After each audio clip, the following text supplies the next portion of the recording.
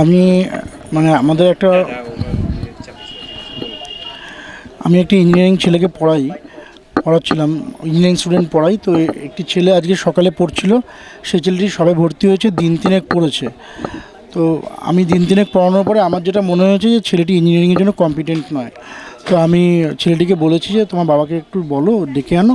ছেলেটি ডেকে এনেছে বাবাকে, মানে মোটামুটি ডেকে আসার পরে আমি বলেছিলাম কম্পিটেন্ট নয়, তো শুধু শুধু এখানে পয়সা খরচ করবেন কেন, আপনি ওকে নিয়ে যান। তো আমি 3 দিন পড়িয়েছি, সেই হিসাবে আমি 500 রুপিস রেখেছি। উনি অ্যাডভান্স করেছিলেন 1000 টাকা। তো আমরা বলেছিলাম যে আমাদের যেটা ফিজ বেসিক্যালি ইঞ্জিনিয়ারিং স্টুডেন্টের জন্য সেটা মানে 4000-এর কাছাকাছি আসে।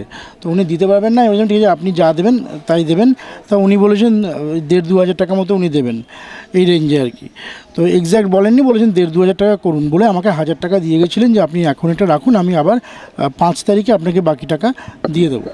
তা আমি বলেছিলাম যে দেখুন আপনি তো 1500 টাকা দিয়েছেন, তার মধ্যে 500 টাকা আমি রাখলাম 3 দিনের ফিজ হিসেবে, আর বাকি 500 টাকা আমি আপনাকে ফিরিয়ে দিলাম, আপনি এটা নিয়ে চলে যান। কেননা আমার এখানে হবে না, আপনি বেটার অন্য জায়গায় দেখুন, এখানে সেই ধরনের ওকে আমি করতে পারবো না।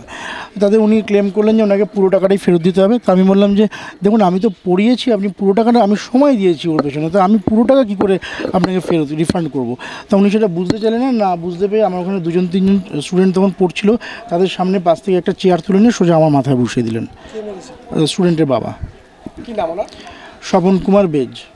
বারবার দেখা যাচ্ছে যে কি শিক্ষকের বিরুদ্ধে অভিযোগ উঠেছে, শিক্ষক নিগ্রহ করছে স্টুডেন্ট।